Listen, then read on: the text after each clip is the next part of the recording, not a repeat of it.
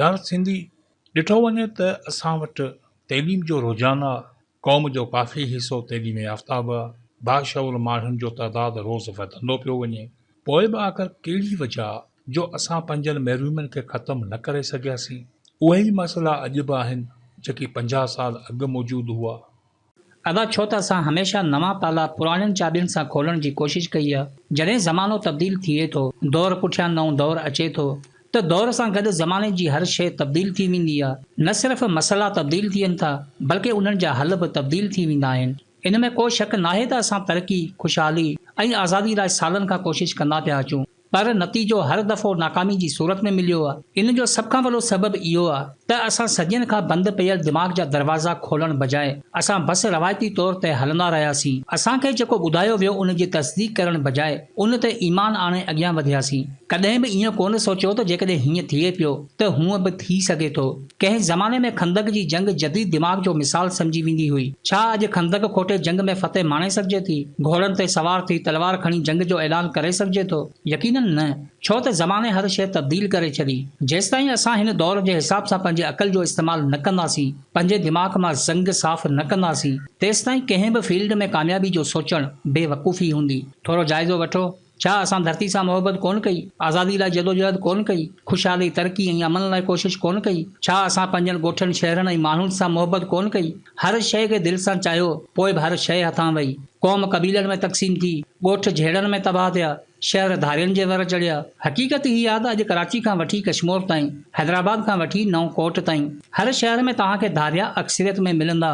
दोस्त चवनि था त मायूसी वारियूं ॻाल्हियूं न कयो, बल्कि क़ौम में जज़्बो पैदा कयो। पर सवाल हीअ आहे त हक़ीक़त खां बग़ैर नतीजो ज़ाहिर करणु ऐं क़बूलियत खां बग़ैर महरूमी ख़तमु करणु बेवकूफ़ी हूंदी आहे। अदा हासिल तॾहिं कबो आहे जॾहिं ख़बर हूंदी त असां विञायो छा।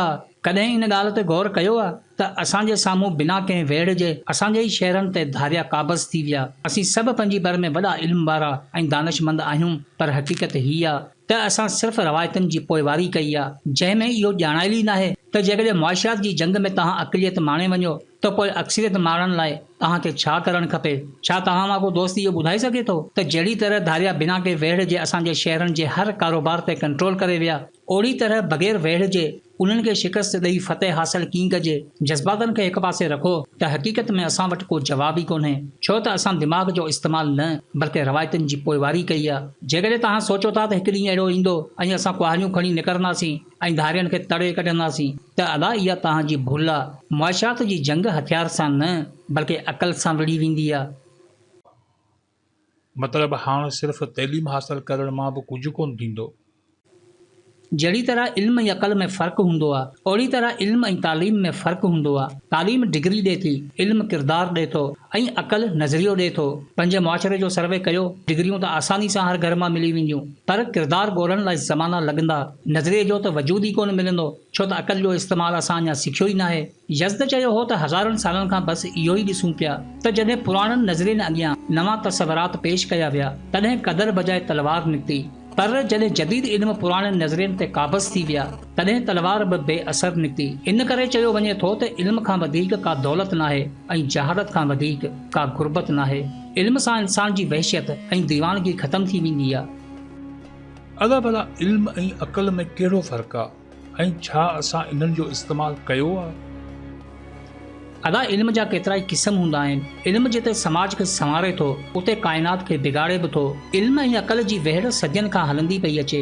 अक़लमंद तबिको दुनिया में तॾहिं वजूद में आयो जॾहिं इंसान फितरत जे बारे में सोचणु लॻो ऐं सवाल करणु लॻो। वक़्त सां गॾु इल्म दुनिया में यादनि ऐं देमालाई किसनि ज़रिए वधंदो वियो। समाज जो उहो तबिको जंहिंखे इल्म खां आगाही हासिल थी वई हुई, उन तबिके न सिर्फ़ सियासी इक़्तिदार ते कब्ज़ो करे वरितो, बल्कि अॻियां हली रूहानी ताक़त जो बि मालिक बणिजी वियो। उन तबिके जी हमेशा इहा कोशिश रही त समाज जा ॿिया तबिका इल्म खां महरूम रहनि, जी इन्हनि जी बालादस्ती क़ाइमु रहे, छो त बादशाहनि जे दरबारनि में इन्हनि जी क़दर हुई। दीनी ऐं काइनाती इल्म जी महारत जे करे मुआशिरे ऐं दरबार में इन्हनि खे मर्तबो हासिल हो। एतिरे क़दर जो समाज बि इन्हनि खां ख़ौफ़ खाईंदो हो। बादशाहनि जी ताजपोशी ॼमण खां वठी मरण ताईं तमाम रस्मूं इन्हनि जे ज़िम्मे हूंदियूं हुयूं। मज़हबी ऐं सक़ाफ़ती ॾियारा बि इन्हनि जी रहनुमाई सां थींदा हुआ ऐं इन्हनि जे ॻाल्हियुनि ते अखियूं बंदि करे यकीन कयो वेंदो हो। पोइ इन्ही तबिके मां अक़लमंदी जो नओं तबिको पैदा थियो, जंहिं इहो नारो हयो त शयुनि खे तस्लीम करण खां पहिरीं उन्हनि जी तस्दीक थियणु घुर्जे, अक़ल जे तराज़ू में तोलणु घुर्जे। इन फ़लसफ़े जो बुनियाद शक ऐं तहक़ीक़ ते ॿधल हो। उन खां पोइ अक़ीदत परस्त दानिशवरनि ऐं अक़ल पसंदनि जे विच में जंग शुरू थी वई, जेका दुनिया जे हर समाज में अॼु ॾींहुं ताईं जारी आहे। अक़ीदत परस्त इन कोशिश में आहिनि त इंसान खे अक़ीदनि जी ज़ंजीर में क़ैद रखियो वञे, जॾहिं त अक़ल परस्त इन कोशिश में मसरूफ़ आहिनि त इंसान खे इन्हनि ज़ंजीरनि मां आज़ादु कयो वञे। यादि रखो त इल्मु ज़िंदगी जे हर शोबे ते काबज़ थी वेंदो आहे, जॾहिं त अक़ल उन कब्ज़े सां बग़ावत जो नालो आहे। इन हक़ीक़तनि सां पंहिंजे पाण खे भेटियो त जवाबु मिली वेंदो त असां इल्मु हासिल कयो आहे या अक़ल जो इस्तेमालु कयो आहे। अदा इल्मु हुजे हा त काबज़ हुजूं हा, अक़ल जो इस्तेमालु कयूं हा त अॼु आज़ादु हुजूं हा।